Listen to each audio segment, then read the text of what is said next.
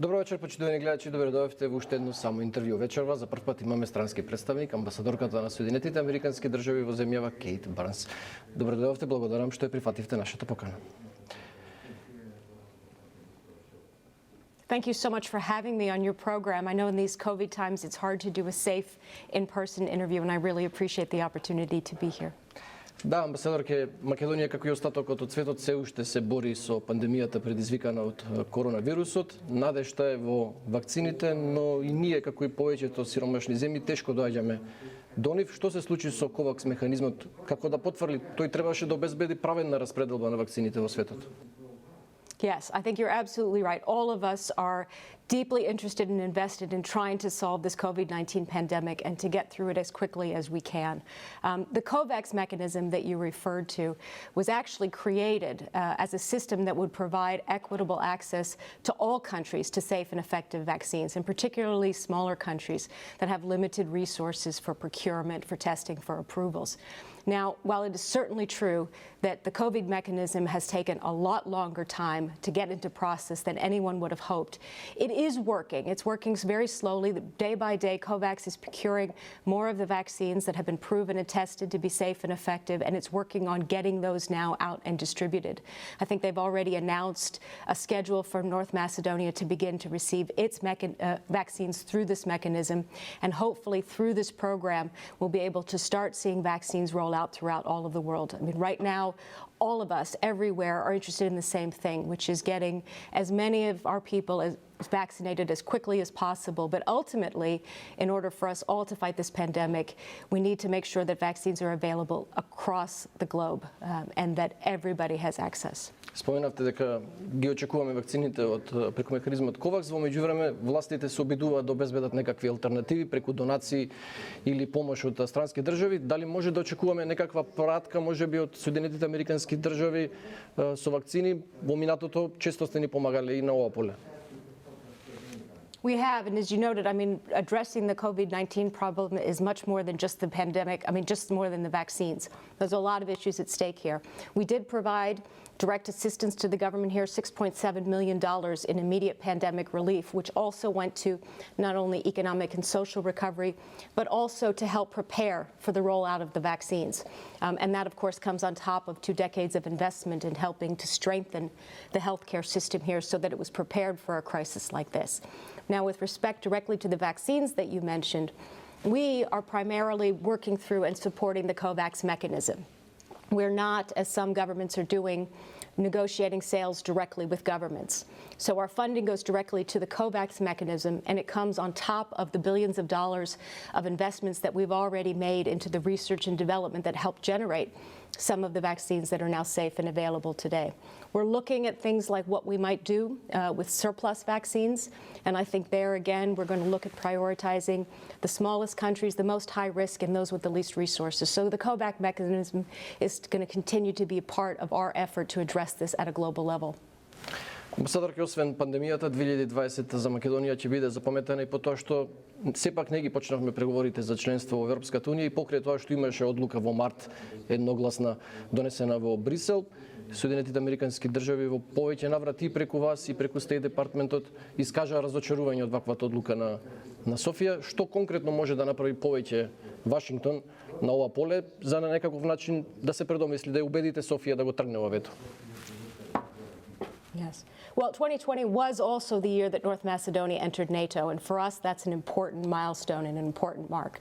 But as you noted, when it comes to the EU accession, we were very disappointed that Bulgaria chose to block the start of the accession negotiations. We've said that repeatedly. Of course, the United States, but also Bulgaria, have long been strong supporters of the integration of the Western Balkans into both NATO and the EU.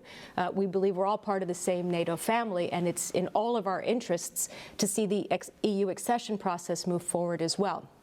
Now, what we have said is that we hope that the EU accession process will be able to proceed as quickly as possible, and that any bilateral disputes should be dealt with outside of the EU accession process. They should be apart from that discussion.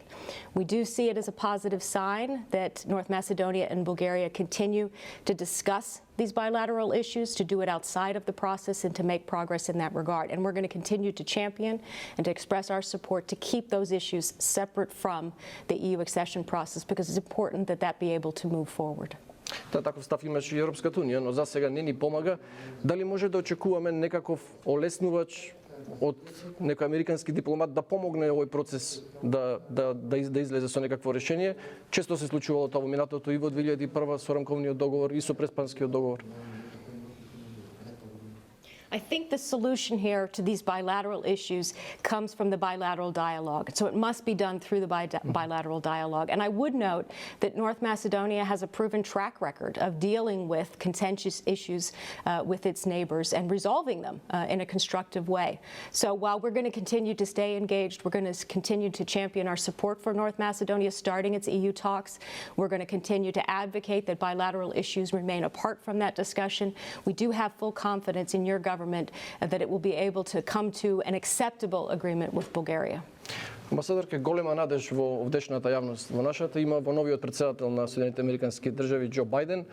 Преовладува мислење дека тој ќе биде повеќе ангажиран на Балканот за разлика од неговиот претходник Трамп. Дали е ова оправдано мислење? Well, I think it's really important to recognize that the United States has been heavily engaged in this region for 2 decades now, more than 2 decades, in fact.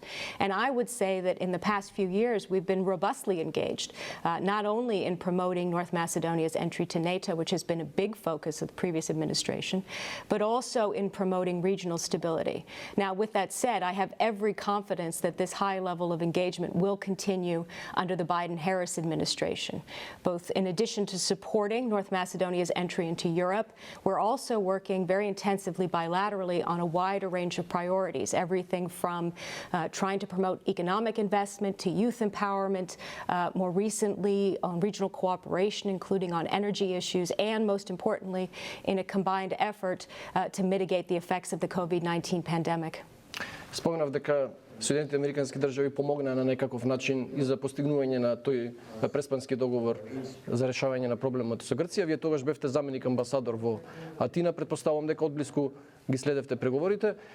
Дел од македонците веројатно нема никогаш да го прифатат ова решение. Дали беше можно тогаш или било кога во иднина да се постигне некое подобро решение? Веројатно одговорот на ова прашање ќе помогне ке дел од луѓето да го прифатат ако се знае дека не можело да се постигне подобро. Look, I mean, the Prespa agreement was a compromise. It was a difficult compromise, and I know that it was a difficult thing for people except here in this country. And I don't want to minimize that in any way.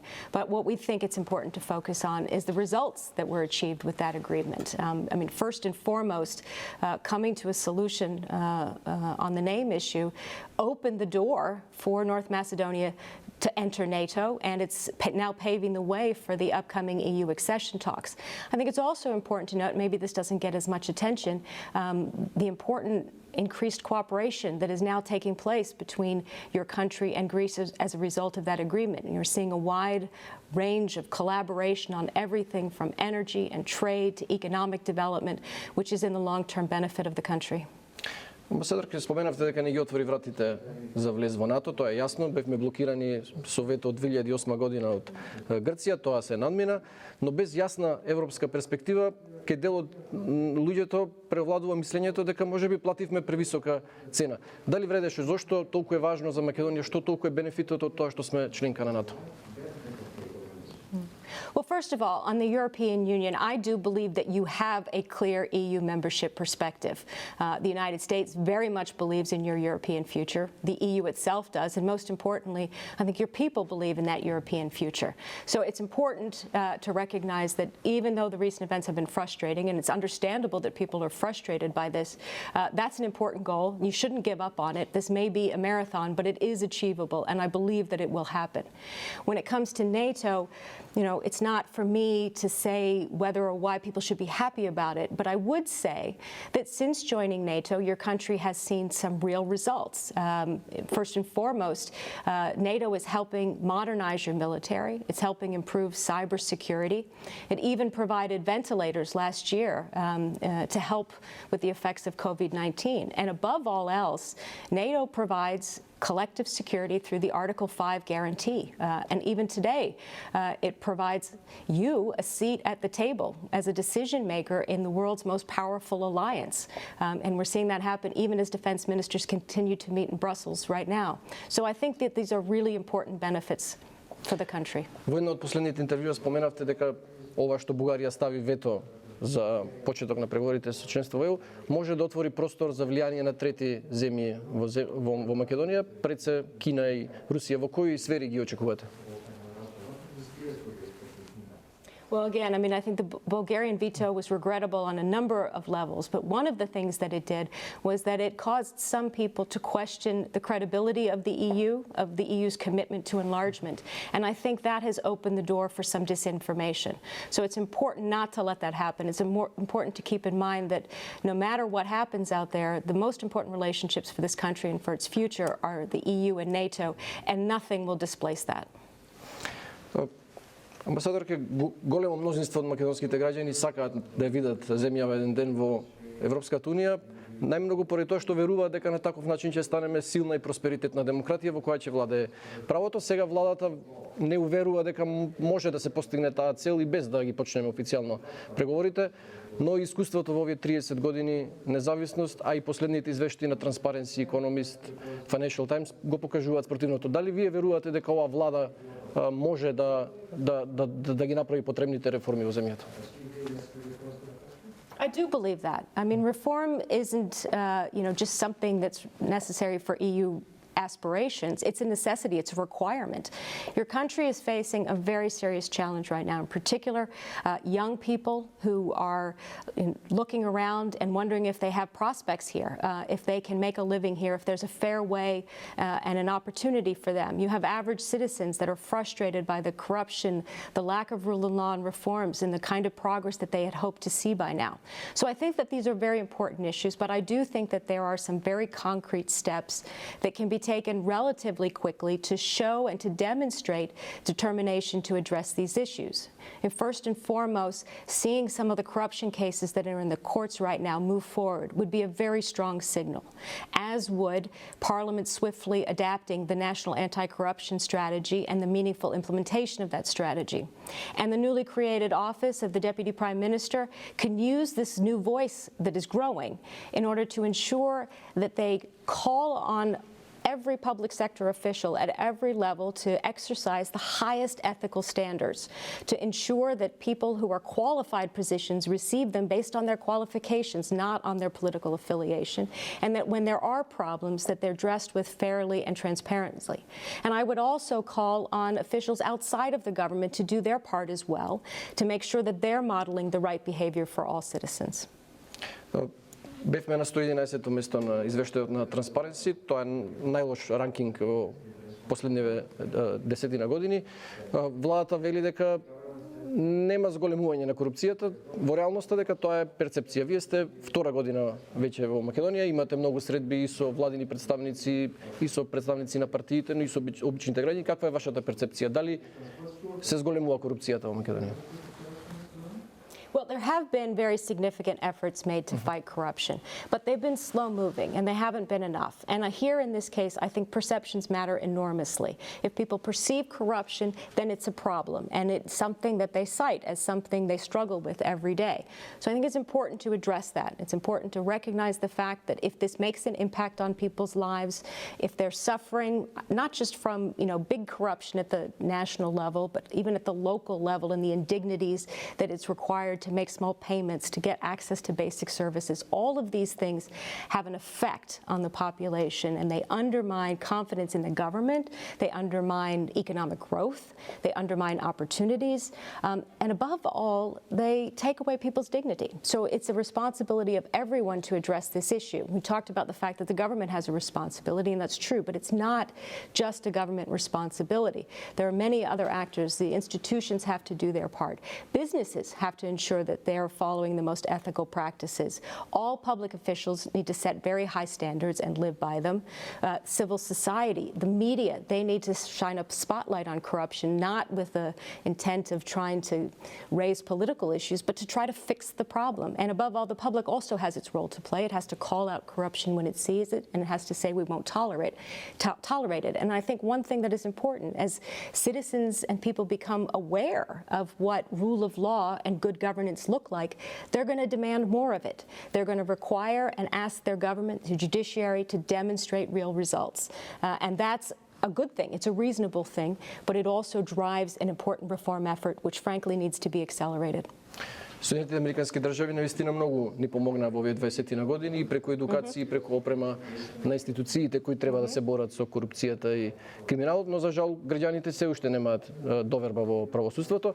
Што мислите, на што се должи ова потврдување? Yeah, well, it's true. We have invested a lot in trying to build up the kind of institutions that will ultimately provide confidence and impartial justice. But it takes time, and people are frustrated with the length of time that it's taking. So again, I think it's important that there be efforts to accelerate these reforms, to put a little bit more behind them, because it takes time. Reforming the judiciary is not an easy process. First of all, you have to make the right changes. They take time to be implemented. And even after that, it takes time for the public confidence in these institutions to grow. But at the end of the day, in a free and impartial judiciary, independent prosecutors' offices, these are non-negotiable elements for a responsive democracy, and they're also key ingredients to long-term growth and economic stability and to the right kind of investments that this country needs for its future. So it has to be done. Велите треба време, нормално треба време, но дали сме на вистинскиот пат, тоа е веројатно клучното прашање. I think there's no question that the country is on the right path. And I think it's not a question of understanding the work that needs to be done. It's a matter of prioritizing the work that needs to be done. And again, it means everybody getting behind it, those in government, those outside of government, but everybody keeping up the pressure to complete these reforms and to kind of create the society that the citizens want and deserve to live in. Еден од најголемите проблеми во нашава држава е тоа што власта и опозицијата никако не може да постигнат консензус околу важните стратешки прашања. Така беше и за договорот со Бугарија, со Грција, законот за обвинителство, законот за јазиците, сега исто така и за пописот. Што мислите, на што се должи ова? Дали е опозицијата неконструктивна или пак власта е премногу тврдоглава? Well, let me start by saying that obviously in a democracy, you want to get as much consensus as you possibly can, particularly on the most critical issues. So that's an important goal, but it isn't always possible, and you can't have all of your policies subject to the approval and buy-in of every single politician, let alone every single voter. Policies have to move forward. Now, there is an important role for a constructive opposition in a democracy. It's absolutely vital that they represent differing political voices. But even when there are deep ideological disputes, there also has to be respect for the institutions, respect for the individuals, and also respect for the electorate. You need to have a space in which differences of opinions can be aired, but they aren't used simply to obstruct governance. So creating the space where you can have good, constructive political debate and an airing of political views is important, but you can't let it break down the respect for institutions and, again, for the votes of the electorate, because it's absolutely critical, particularly on some of the toughest issues that this country is facing today, that there be an effort to get behind them. Опозицијата се жали дека ниту еден од нивните предлози не се прифаќа, така и за пописот, ниту еден од нивните амандмани не бил прифатен. Дали вие верувате дека е можно да се изведе честно попишување во овој период во вакви услови во Македонија? Опозицијата се сомнева дека резултатите ќе бидат на некаков начин штелувани. Well, I think you need to have a census, and I was pleased to see that the census law passed Parliament and that it passed with some support from some members of the opposition, because it is such a critical function. I mean, your country, as you know, hasn't had census data for 20 years, and that lack of accurate population data makes public policy making very, very difficult. So from our perspective, it is important that there be a census, that it move forward as a statistical exercise, not as a political one, but that policymakers have these kinds of tools. And we have confidence, we have every expectation that the census would be conducted in a professional manner and that it would be used to gather accurate data that can then be used to inform public policy making, as well as to target investments that are necessary for your long-term growth. Опозицијата исто така бара и нови предвремени избори заедно со локалните оваа година. Дали тие би помогнале да постигнеме некаква политичка стабилност или пак само ќе бидат губење на време, како што смета власта? I think it's important to remember that political stability comes from good governance, and elections are a key part of this. They're an element because, of course, they express the voters' voice and their judgment. But they're not the only element, and they're not a solution to all of the problems. That requires strong institutions, political actors that respect those institutions, depoliticized bureaucracies that operate the institutions, as well as a free and impartial judiciary that can dispense justice. And it's all of these elements together that provide a strong, stable democracy and society going forward. Нетрпеливоста меѓу СДСМ и ВМРО-ДПМН трае веќе подолг период, уште од пржинските преговори, кулминираше на 27 април 2017 со упадот во собранието, кога бевме сведоци сега кога се случија настаните во Капитол, кога упаднаа поддржувачите на Трамп, многумина тука правеа паралели, повлекуваа и правеа споредби на настаните таму и тука. Дали вие гледате некаква сличност и во настаните, но и во реакцијата на системите тука и таму? So I think it's hard to make comparisons between the institutional response to the events in Washington, D.C. and the response to the 2017 Parliament attacks here, simply because our legal systems and our processes are so very different in each country. But speaking about the events in Washington on January 6th, I mean, they were truly shocking. They ran contrary to rule of law and to our firm democratic principles. But they were also an example of how resilient our democracy is. And I think it was very important that, hours after the protesters were removed from the Capitol, members of Congress were back inside and they were doing their job, meeting their constitutional requirement to certify election results. And with this process, we've been dealing with it in a very open and a transparent way for the whole world to see. We haven't been trying to hide what's happened there in a way that you see sometimes, unfortunately, in other places around the world. And I think that one of the most helpful lessons from what happened in Washington on January 6th is the message that strong, stable, and transparent institutions can be the solid foundation that will weather even the harshest of storms, even the toughest of challenges. And that's one of the reasons why so much of our effort here, so much of our partnership with North Macedonia has been focused on helping to build out the strength and the resilience of the institutions. Because even in a long-standing and long-established democracy like ours in the United States, we still have to work to maintain our resilience. And I think it's important, again, with the challenges that you face, that you continue to fight for that future that you want to have, that you continue to build towards the European future. Don't let up on corruption. Seek the kind of reforms that the citizens want and deserve, because it's only through that effort that you'll be able to realize that future. And you're going to have a lot of strong supporters and partners in that effort across the international community, certainly from the United States. Интересно е што кај нас опозицијата веднаш го осуди тоа што се случи во Капитол, а кај нас обвинува дека процесот судски што се води е политички монтиран. Дали има такви, можеби, обвинувања во Соединетите Американски држави? Accusations about this. There are political differences in the United States and different political opinions, but I think what this incident in Washington confirmed for all of us is confirmation that we trust our institutions and that they're worth investing in. And I think, again, for most Americans who viewed that, they were shocked. It was condemned widely across this political spectrum in the United States, as it was around the world, including here in North Macedonia. But most importantly, the fact that the institutions got back together, did their job, are doing doing their jobs. I mean, the process of accountability is ongoing, and that's an important message. You need to get behind the institutions of your democracy and stand in support of them. It's why we defend the Constitution of the United States with such passion and fervor. Амбасадорке, при крај сме со ова интервју. Може би за регионот најважното прашање отворено се уште е косовското прашање. Се уште не е решен дефинитивно статусот на ова наша соседна земја. Сега има ке дел од косовските политичари фрустрација зашто тоа толку долго трае, не може никако да се изнајде дефинитивно решение, па некои најавуваат и можно спојување со Албанија, што би било вовед во некаква голема Албанија. Дали Соединетите Американски држави би поддржале еден ваков потек? Well, as is common diplomatic practice, I'm going to refer any specific questions related to Kosovo, to my colleague in Pristina.